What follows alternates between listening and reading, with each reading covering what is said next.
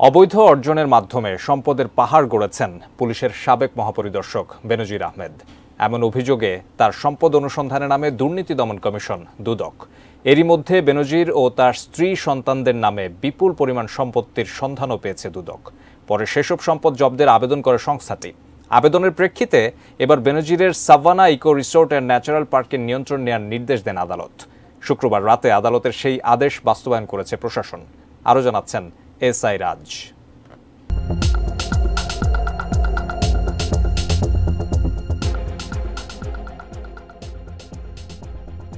পুলিশের সাবেক মহাপরিদর্শক বেনজির আহমেদ ও তার স্ত্রী সন্তানদের নামে ৬২১ বিঘা জমি, ঢাকার গুলশানে ৪টি ফ্ল্যাট, ৩৩টি ব্যাংক হিসাব, ১৯টি প্রতিষ্ঠানের শেয়ার ও ৩টি বিও হিসাব সহ ৩০ লাখ টাকার সঞ্চয়পত্রের সন্ধান পেয়েছে দুর্নীতি দমন কমিশন।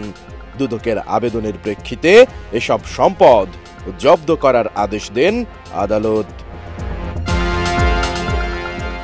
এদিকে আদালতের নির্দেশে গোপালগঞ্জে নির্মিত Savannah eco resort and natural পার্কের রিসিভার নিয়োগ করে নিয়ন্ত্রণ নিয়েছে জেলা প্রশাসন।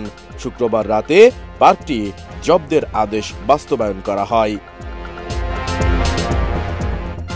গোপালগঞ্জের জেলা প্রশাসকের নির্দেশনা অনুযায়ী পার্কের যাবতীয় কার্যক্রম চালু থাকবে বলে জানানো হয়।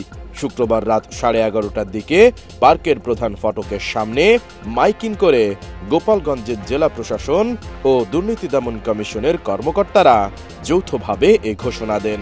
এ সময় উল্লাস করেন বিক্ষুব্ধ এলাকাবাসী।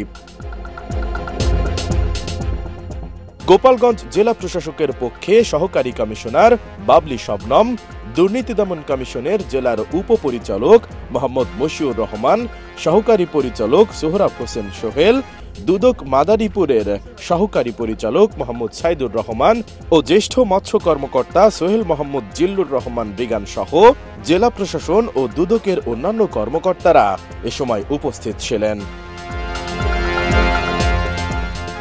এর আগে সন্ধ্যার পর গোপালগঞ্জ জেলা প্রশাসন এবং মাদারীপুর ও গোপালগঞ্জের দুর্নীতি দমন কমিশনের দুটি টিম ওই পার্কে প্রবেশ করে। এরপর তারা বেনজির ও তার পরিবারের মালিকানাধীন Savannah eco resort and natural পার্কের নিয়ন্ত্রণ বুঝে নেয়।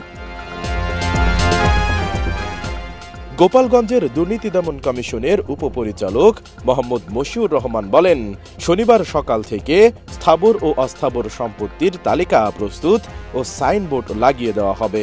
এরপর থেকে আয় ব্যয় সহ জেলা প্রশাসকের নির্দেশনায় পার্কের সব কার্যক্রম চালু থাকবে এবং দর্শনার্থী প্রবেশে কোনো বাধা থাকবে না। বিশ্বমানের থার্মিক্স রড, সালাম স্টিল থার্মিক্স, দেশের একমাত্র থার্মিক্স রড। জেলা প্রশাসক কাজী মাহবুবুল আলম বলেন, সাভানা পার্কের দায়িত্ব জেলা প্রশাসন বুঝে নিয়েছে।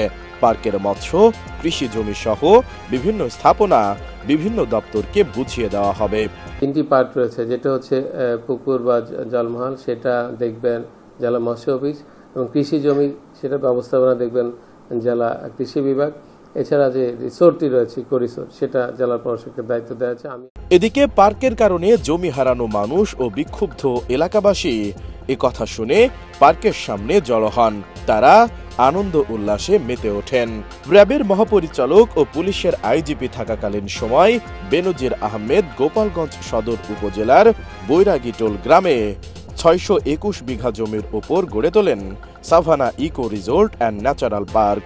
রিসোর্ট ও পার্কের সব জমি হিন্দু সম্প্রদায়ের লোকজনের বলে দাবি স্থানীয় বাসিন্দাদের।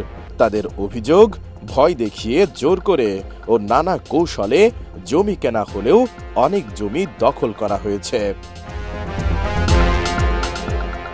এসআই রাজ, এটিএন নিউজ।